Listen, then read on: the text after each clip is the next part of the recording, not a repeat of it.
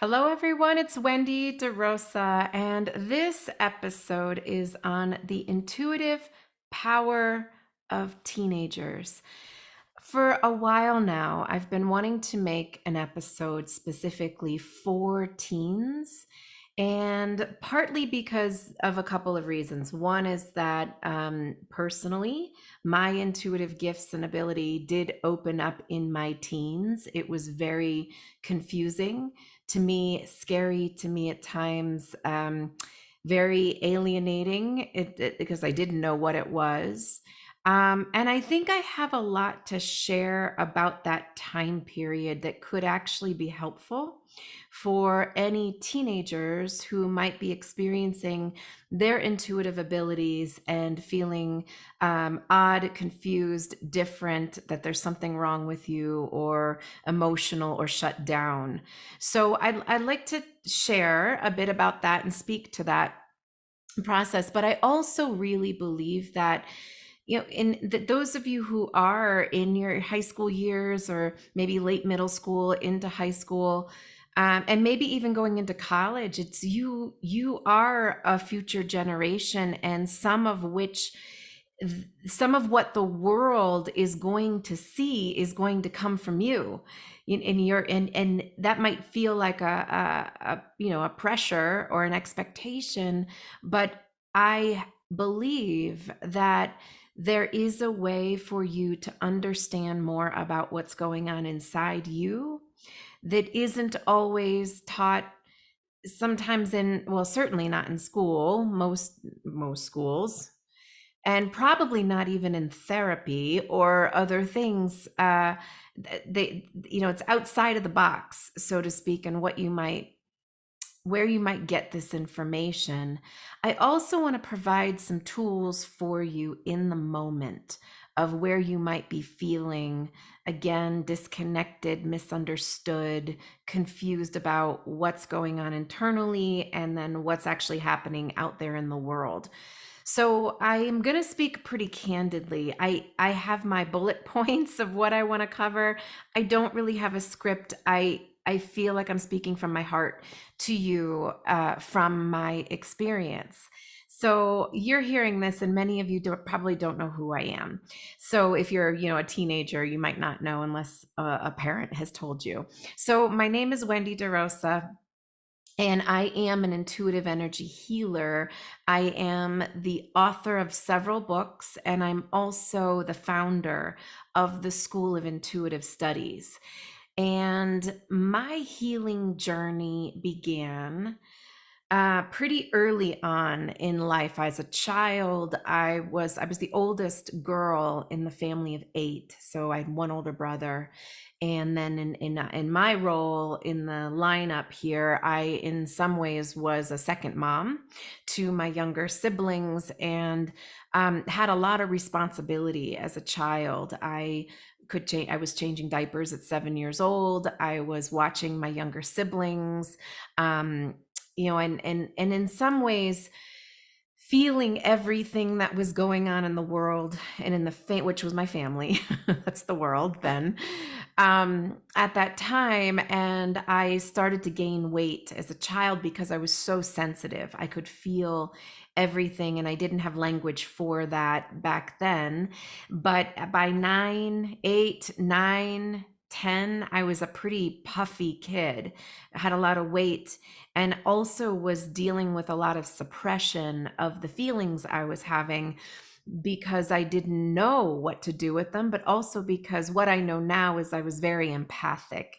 Empathic means that in some ways I feel energy, and back then I was absorbing the energy. And so that the combination of the external energy around me with combined with my own experience started to develop more into depression and anxiety as a kid. So 10, 11, 12. By the time I was 12, the way I could regulate myself was to continue to take care of people. And so, what that looked like at 12 was I started to go off to work and babysit in my neighborhood, and started out with two and three, four families. Then it turned into 21 families between the ages of 12 and 16 that I would, I would nanny or take care of after school, and then some, on the weekends. And so I really didn't have much of a childhood. And this was coupled with a lot of financial stress that my family was under, being a big family of 8 kids. There was the recession. I was born in 1975, so do the math. I'm currently 47, almost 48. So this is a while ago, but moving through, my father lost some work during the recession, and we were struggling, and I was paying bills as a 12-year-old, 13-year-old, paying for phone bills and um, rent sometimes, or mortgage, and at that time, and then uh, household bills and things like that. And it escalated, and the stress of the family continued on. We eventually ended up losing our home when I was in my high school years. And I had to change schools because the financial situation was so intense. And so, long story short, I went to go live with my aunt, and my sister came, the one right below me. We both went, and we entered into a new school system. And I think at that point, I had gone to 6 schools. We had transferred several times because of finances at the time. So this was like a big stress for me as a child and as a teenager, carrying sort of a responsibility coupled with school and what was going on. I was a good student. I was a decent student. I was very self-motivated as a student. So this is sort of like the stress that was going on in my childhood. But the other part is that I had outlets, and my outlets were music, and I loved theater and music and theater. Those were like some big outlets. I also did a lot of outdoors, like riding bikes and walking. I was never a competitive sport person, but I love to walk and I love to ride my bike, and I did one or the other every day. And those were sort of my outlets, my escapisms, my ways in which I could feel myself or connect to myself. You might have something like that that helps you feel like, this brings me joy, or this brings me a sense of feeling connected to others or to yourself. Those were my outlets. I played the piano, and I sang, and I I was in theater, and as much as I could do, I did choirs and things like that. Whatever was available, I did. I signed up for. So by the time this combination of personal stress, family stress, on top of school stress, and kind of the state of the world at the time, I basically went off to college and essentially my third semester of college, had a nervous breakdown. That's what I call it now. Essentially, it was a panic attack, and it was very physiological in my system. My heart contracted. I couldn't breathe. Literally, it felt like my lungs were constricted. I couldn't get air. I was emotional, a lot of tears coming. It was very scary to have that experience. And I knew leading up to it that the stress of, it's finding yourself, and it's figuring out how you feel. And it was trying to figure out this whole school thing, and the stress of classes, and having to do exams, and all of these things that were combining. It was so much that was happening. So I had this panic attack. And the panic attack was interesting to me because I didn't know this now, but here's what I can tell you about it at the time, which is that underneath it, and for a while up leading to it, all I knew was I wanted some sense of freedom. I wanted some sense of relief. And to me, that was about leaving home, going to another place entirely that was like away from here. And it was away from the feeling. It was how do I get away from the stress? And that to me meant, how do I get out of here? And that here meant Connecticut and Boston, where I was in school at the time. I don't even want to be here. I hate this place. Everything was about the everything I was experiencing at the time, but it was really about a deeper feeling I was having of nobody really understanding what I was experiencing at the time. Part of what I was experiencing is at the time was that I could see things and I could hear things and guidance. I could hear messages and information was coming through, and I had my heart was calling me to things that were um, outside of the box. I mean, I grew up in New England area, and it's a strong emphasis on education. You go, I was like, I'm amidst Ivy Leagues, and everywhere around me. And that's where, your status was based on where you went to school or what happened. And so here I am, like, just going into like, screw everything. I don't want to do this. I want to follow my own path. I want to find myself. I want to understand, you know, what it is I want to do.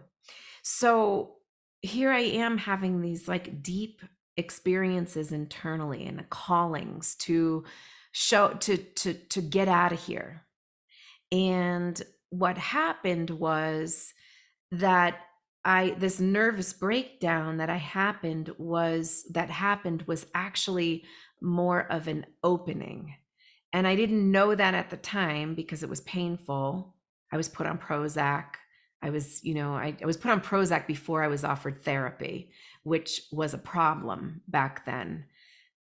It's a problem anytime, but it was a problem back then for sure, because all I needed was someone to understand me and connect and help me understand what I was experiencing. And now what I could say is, if I were that therapist sitting with a child like me, a teenager like me, who was very sensitive, very in tuned, was very empathic, could feel things, could sense things, could hear things, could know things, then probably me as the therapist would have said to me, you're a sensitive, intuitive being, and the box isn't always going to fit. And you have to learn how to tend to your inner callings, your inner heart, your inner light, your inner desires. You have to tend to the inner state, because the expectations of you are going to be huge in the world. And you don't need medication. You need someone to really understand what it is you're experiencing. That's what I probably needed to hear back then. I also needed to hear that your future is unfolding, and the job that you're going to do later in life, when you're out of college or whatever it is, doesn't exist yet. It's forming. You are forming. It's all coming together, even if it looks chaotic and confusing. Those are messages I needed to hear back then, because I grew up with the expectation that you're supposed to go to college and you're supposed to follow this path and you're supposed to, success looks a particular way. Now, I'm not negating college. I'm not saying that's not what anybody should do by any means. All I'm saying is that the map of my future looked this particular way. And I didn't know myself well enough. I was having too many nervous system responses to life. And that aspect, that teaching, that was not offered in school or education. And that part of me was deeply neglected. So the nervous breakdown happened. Now, I will back up to say that I grew up in an era where there was no internet, really. I think it was forming, but everything that I understood about out there in the world came through magazines and newspapers. And, I didn't have social media. So There's a benefit to that. And there's a benefit to the fact that you're raised in an era that there is social media. It's twofold. There's like a benefit and a curse to it. The benefit is that you have way more resources at your age than I ever had. And plus, people weren't thinking about the development and the self-care and the mindfulness and the heart and the intuition the way they are now. Intuition was a closeted term when I was being raised. No one talked about intuition on a mainstream level. Now you can, sort of go on your social platform and type in the word intuition and see a bazillion things on it. We didn't have that. So I didn't even know. I thought it was shameful to be intuitive. I thought that intuition was something adults had. I thought that, there was something wrong with me because I could see things and hear things. And when I say hear things, meaning I would hear my intuition, I would hear messages, or I'd hear, the inner voice, or sometimes it would feel like a message coming from an angel to me. Those were some of my experiences as a teenager. And so what I started to realize is that, back to saying that you're growing up in an era where there's social media. The plus side of that is that you have access to resources to help, like this video or anything that's going to help you understand more about your inner experience. You could type in, how do I feel better? Or how do I manage depression? Or how can I study for, how can I calm my anxiety before an exam? Or you can type in those things and get information. For me back then, again, it was a really isolating experience because, number one, no one normalized intuition or sensitivity. Number two, how did I find, we didn't have access to information unless we found, like, sought out books or um, magazines and things like that back then. And so I really was in the dark about understanding what was going on for me. But I had this really bizarre and profound experience after this nervous breakdown. And what happened was I was in my third semester in college in Boston, and my roommate and I were trying to decide. I was trying to decide. We were discussing, should I leave college, forfeit my semester's tuition, or should I finish the semester? Because deep within my soul and my heart, I was being called to Colorado. I was living in Boston. I knew nothing about Colorado. There was no internet at the time. It was magazines. It was fellow student was from there and talked about it. I felt within the center of my heart that my heart is expanding with intuition about the next piece of my journey. And as it expanded, it was bumping up against the contraction and the pressure of what society needed from me, what my family needed from me, or what was expected of me in the world as an 18-year-old. At that time, I was just turning 19-year-old, excuse me. I was a 19-year-old. So it felt that was the panic attack. The panic attack was intuition bumping up against the confines and the boundaries and the structure and the shell of what was expected of me. And that in itself, that isometric, that sense of expansion and contraction inside my heart space was the panic attack. So after, in the recovery, I'm trying to make this decision. I feel this calling. I think I need to go on this next leg of my journey. I don't know where it's going to take me. It's scary. I don't know what, but it's so physical in my body, this anxiety. So in any case, we start talking, and we're walking down Massachusetts Avenue in Boston, and I take a left onto Newberry Street. There used to be a Tower Records on the corner, probably way before your era, to even know what Tower Records is. I don't even think it exists anymore, but it was my safe haven. We'll say that. It's where I went in college to immerse in music, just to go through and look at all of these albums. So anyway, Tower Records on the corner. I take a left. I see a man, my roommate and I see a man wearing a red jacket, and he's carrying a ukulele, and he says, can I sing you girls a song for some spare change? And we look at each other and we're deep in conversation. We're like, no, that's okay. So he ends up saying, no, Wendy, I think you need to hear a song. And so he calls me by name and he says, my name is Arias and I'm going to sing you a song. Don't worry about the change. So he gets down on one knee, and at that point, I look at him and he has a halo, like a glow around his head this way. And he says, he starts to sing, Home on the Range, where the buffalo roam. One day you're going to get to Colorado. And he gives me a kiss on the cheek. Oh, and he says, Wendy, it's not your time to go yet. Hang in there a little bit longer. You're going to get there. And he gives me a kiss on the cheek and vanishes right behind me, literally. My roommate and I look at each other and look back, and the guy is gone. My roommate runs into Tower Records. She's like looking everywhere and comes running back and says, do you know what that was? And I said, yes, I absolutely know what that was.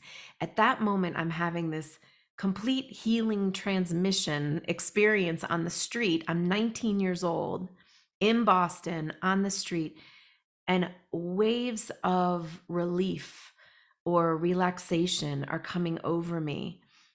And at that point, my anxiety lifted, and I had enough joy and stamina and energy to continue through and complete the semester. And my roommate and I continued down the street, and we're just in awe. All we kept saying to each other is, I can't believe that just happened. I can't believe that just happened. And she's like, Wendy, that's an angel. And I said, I know that's an angel. So I'm going to say a little bit more to this story, and then I want to start to give you some tools and connection. But the rest of the story is that, fast forward, well, just after this happened, I said to my mom, I called my mom, and my mom she was a very Catholic, she still is a very Catholic mom. So I knew she would be able to understand this, but I was also having a lot of processing of my family dynamic at home. So I was really angry at the time of my mom and my dad. And so I said, Mom, you'll never believe what just happened. And I explained to her what happened. And she said, Wendy, I sent you that angel. And I said, why do you have to take responsibility for everything that happens in my life? And I was so angry and upset, and I hung up the phone, and that was not the answer she was expecting. But I was just angry as a teenager, and I was so upset and feeling like, I misunderstood, and there was so much pressure on me as a child, and I was really processing so much of that.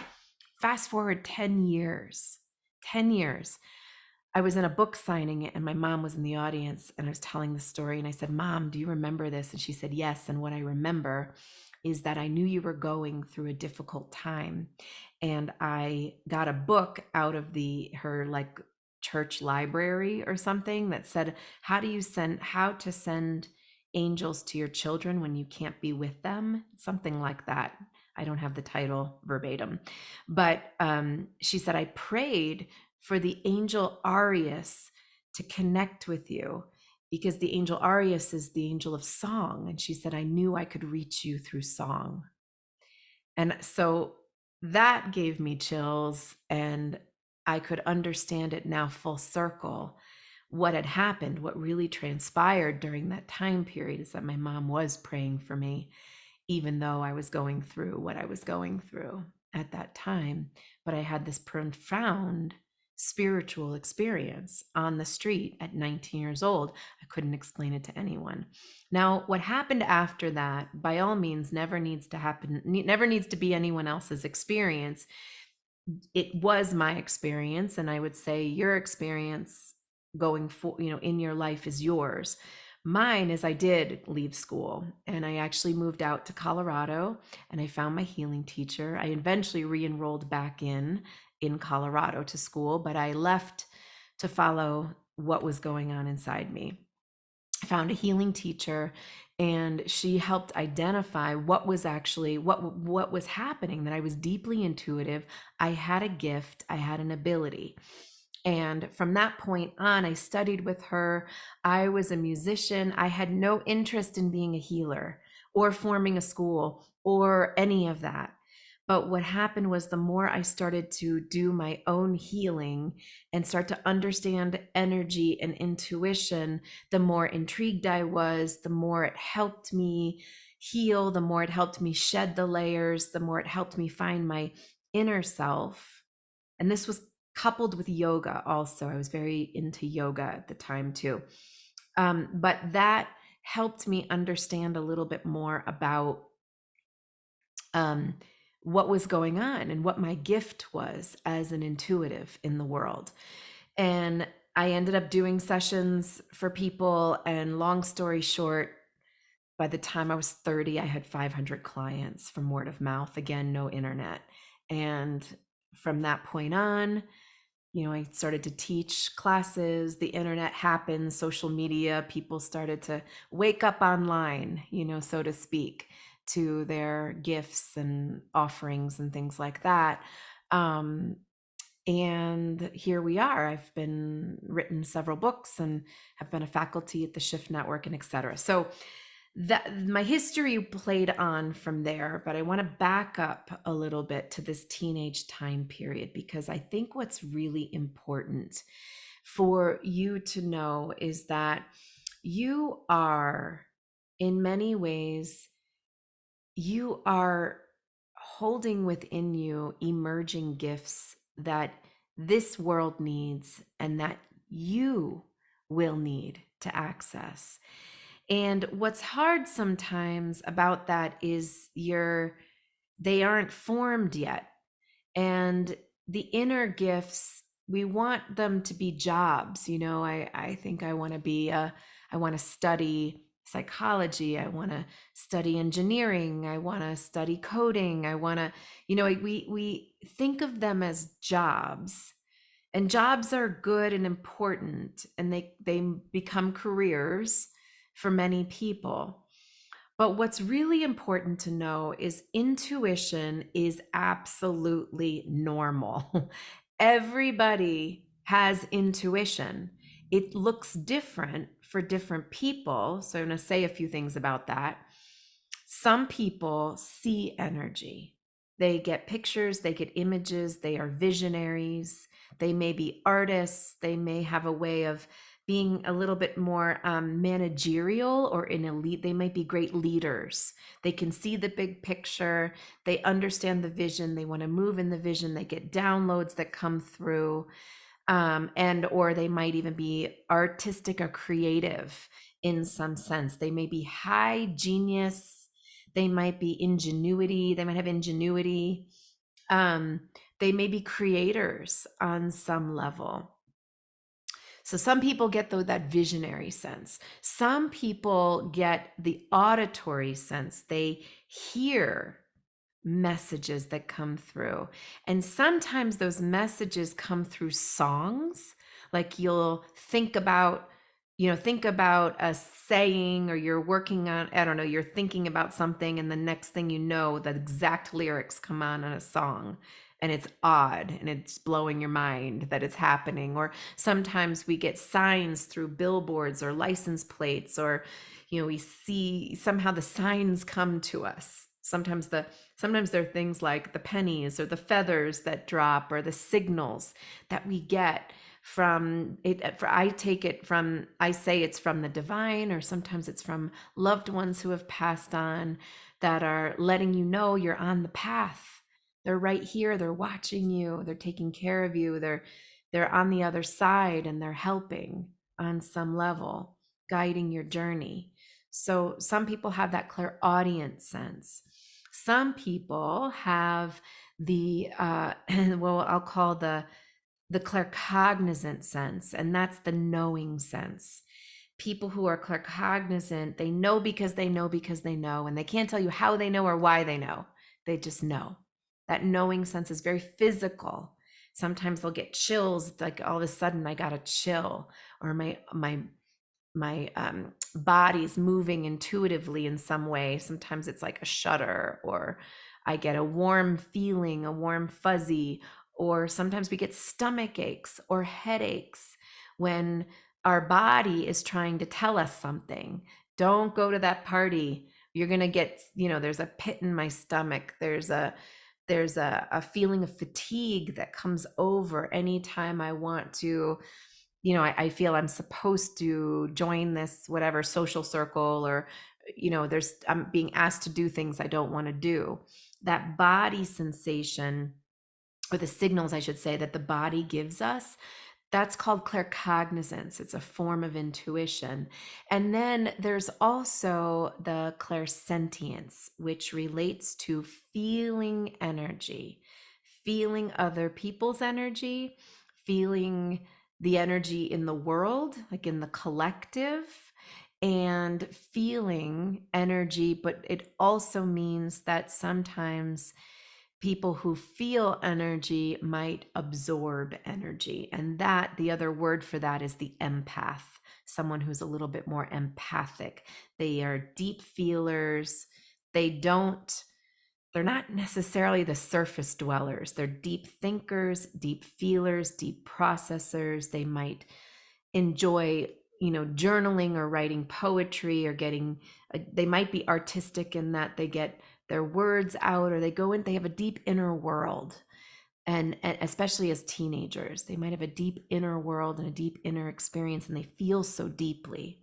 They also might feel the energy so much of others. And what's really important for anyone, teenagers in particular, who might feel so much in the world around you, is that you create for yourself your energetic bubble of light around you for protection, so that you can create a little bit more sense of safety in your body. So actually, what I'm going to talk about here is just to give you some energetic tools as a teenager. But before I go there, I just want to say that any one of these aspects of intuition you might resonate with, and you also might resonate with several of them or all of them. I had all of them, to me, which sounds like, oh, great. I have, all four clairs very active. Well, to a 19-year-old, that means panic attacks, nervous breakdowns, anxiety, depression. I mean, that was what it was. I was overly sensitive and overly sensitized by my environment. And so what I'm saying to you is that you are a sensitive, intuitive being in a body. You're a soul in a body who has the ability to process information beyond the mind. It's through the feeling sense. Sometimes it's through the heart, or it's through the gut, or sometimes it's just through the energy field, that you're processing energy and information that's all around you. So here's what's important. I'm going to give you some tools to work with. Number one, when we don't learn about the energetic anatomy in school, not in primary education by any means, or any type of, I would say, common education. You can seek out this education, but it's not offered in public schools or private schools for that matter. But we have an energetic anatomy, and it is deep within our energy system. We don't see it through the frontal lobe of the brain or the eyes. We see it through closing our eyes, tuning in, and sensing through the body. The energetics, you can even close your eyes as I describe this if it helps you tune into it. It's a tuning in experience, which is a superpower. being able to tune in internally to your energy system is not something everyone can do. We can cultivate it and practice it. And as we do that, we get better at it. But we'll just do it. It's a superpower to be able to do this. So you're going to tune in and close your eyes and just feel. And I'm going to talk through the imagery, and then you can try and track what I'm saying and see if it's working for you. So, first of all, you have within your energy body a beautiful central channel, and that runs in front of your spine. So, in front of the spine, as which would mean it would be, because the spine sits a little bit further back in the body, it means it would be a little bit more in the center of the body. This cord, it's a cord that goes from the top of your head all the way down to your tailbone.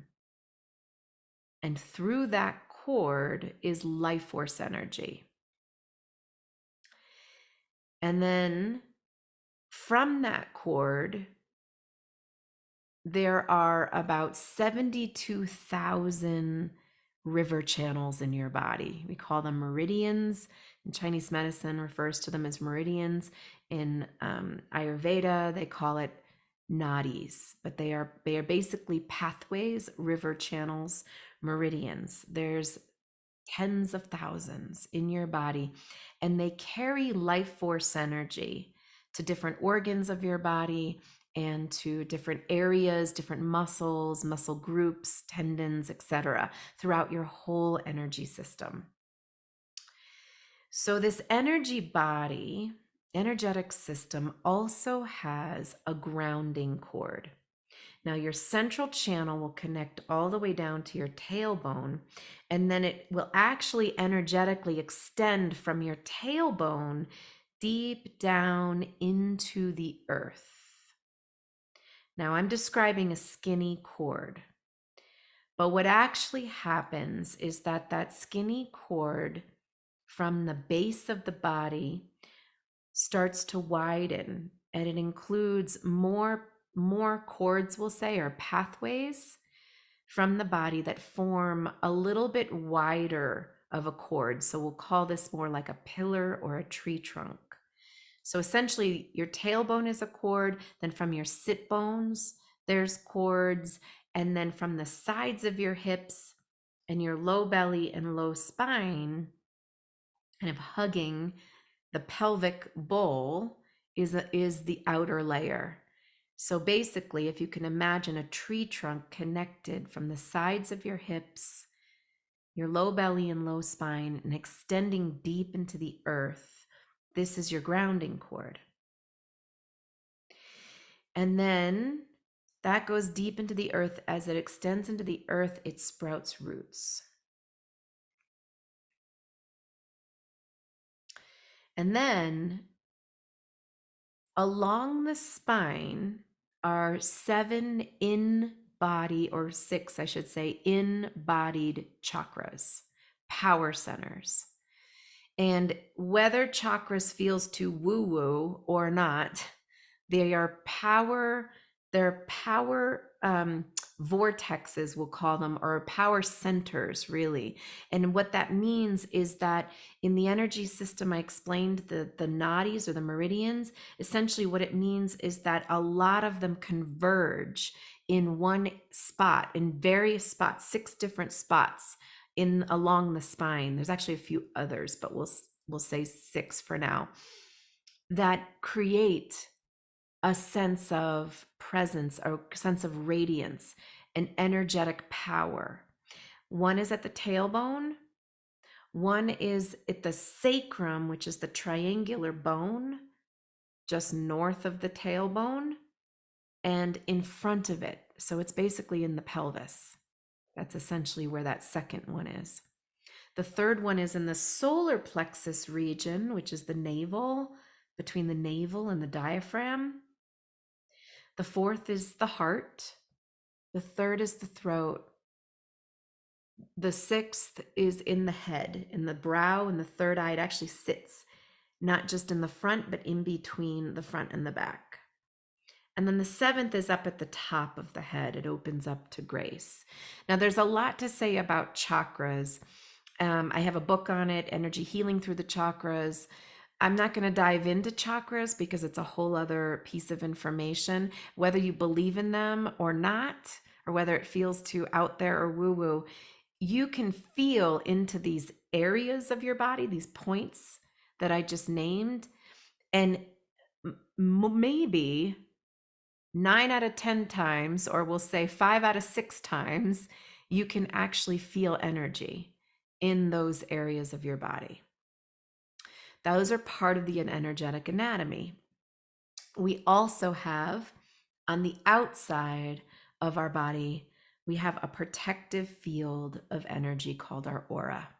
And that field, what it means is you don't end here. You end out here. You end out here, which means, like, when I say out here, I mean 12 to 18 inches outside your body, which means that someone can say something, or there can be some act that feels hurtful, and it may never touch your body, but it touches your energy field and you feel it.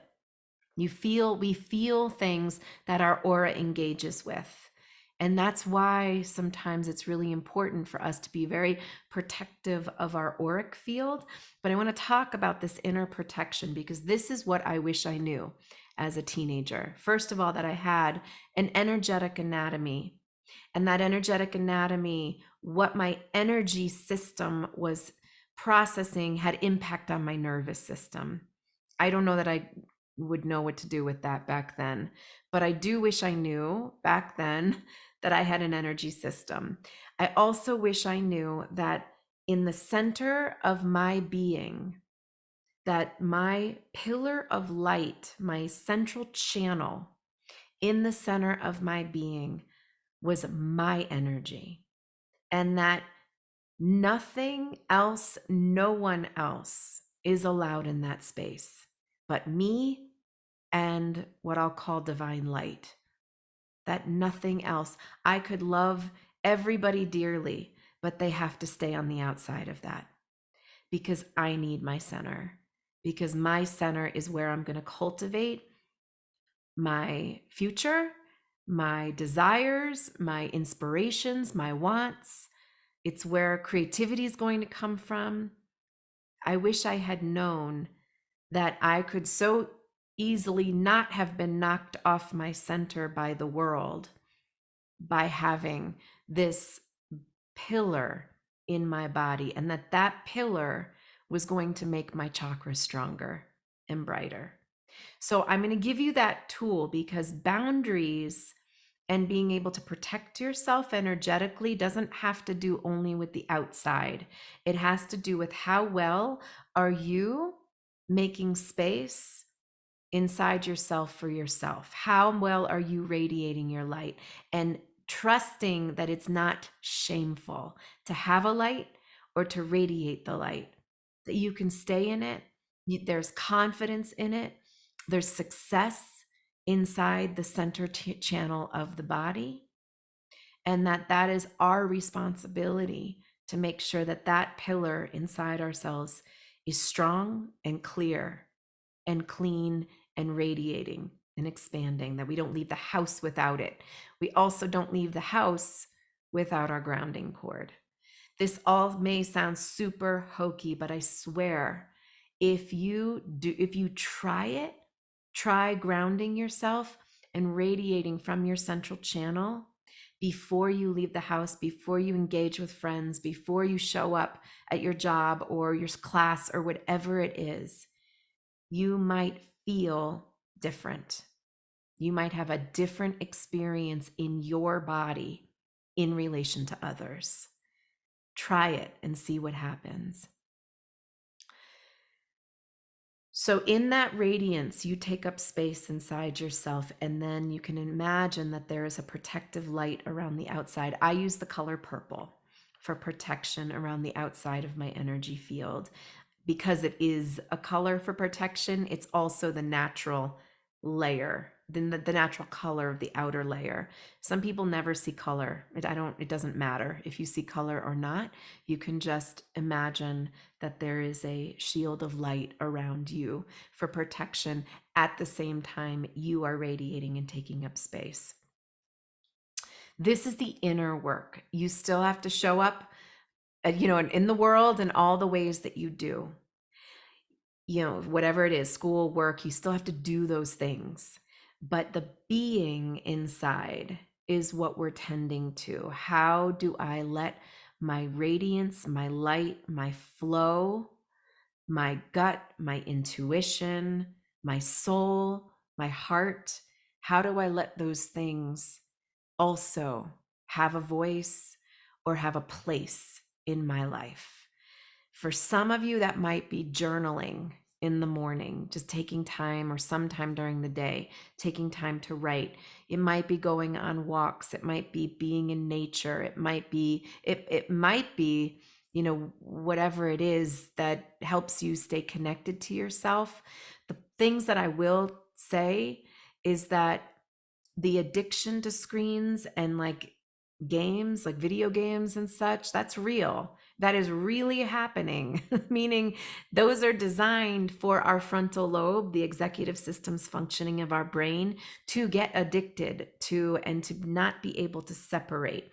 So it's going to be easy to pick up the phone and try, and scroll, or to, go on a game and kind of disconnect. And sometimes, honestly, it's disconnection, but when it becomes addictive, it's actually self-soothing and self-regulating.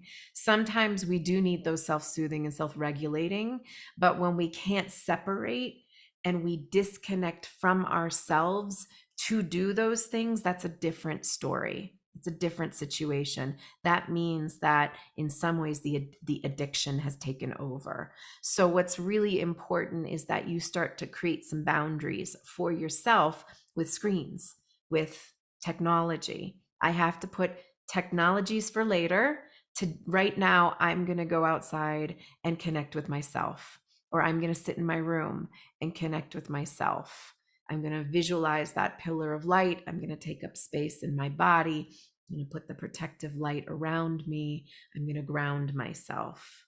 These are foundational tools for being able to take care of your inner energy so that you're out there, again, in the world, intact and with your whole self. I'm going to say one more thing before we complete this podcast episode, which is that emotions sometimes look like fatigue. Sometimes they look like angst. Sometimes they look like isolation. Sometimes they look like acting out in some way. Sometimes they look like feelings of pain and hurt and loneliness and all of those things.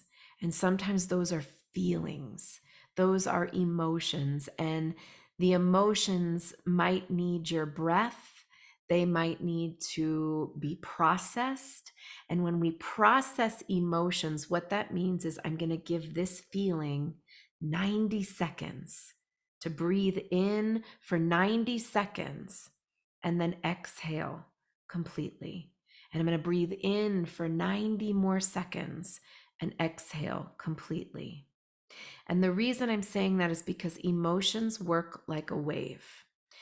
They crescendo to the apex of a wave and they decrescendo.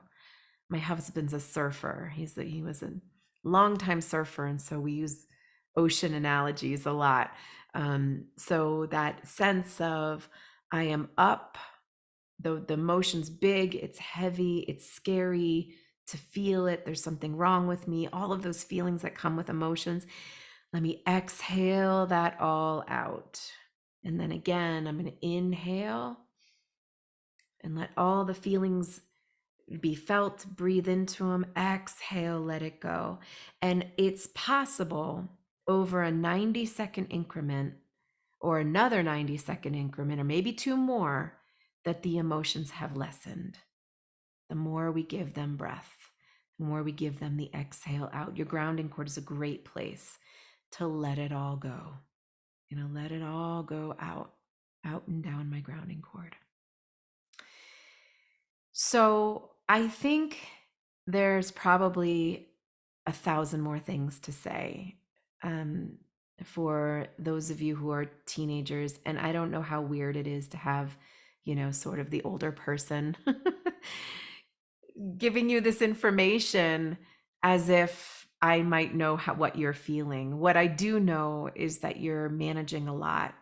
You're raised in an era of time where there's a lot going on because a lot of adults in this world have not fully taken responsibility for our future generations. And so there's a lot on younger generations, and that we're all consciously trying to clean up and make conscious choices and awareness and have awareness.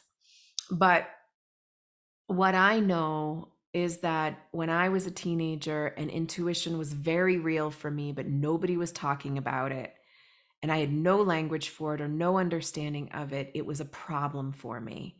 And what I've come to understand is what I thought was a problem was actually my gift and what I ended up doing in this life and in this world. I'm not saying my path is your path. Your path is going to be absolutely unique to you. And it's going to come from you sitting in your central channel and you sitting in your grounding cord and really allowing your soul to come through more. I hope this supports you. I hope it supports you or someone in your life. And many blessings. I am at schoolofintuitivestudies.com is my website if you are interested in learning more. Thank you, everyone. Many blessings.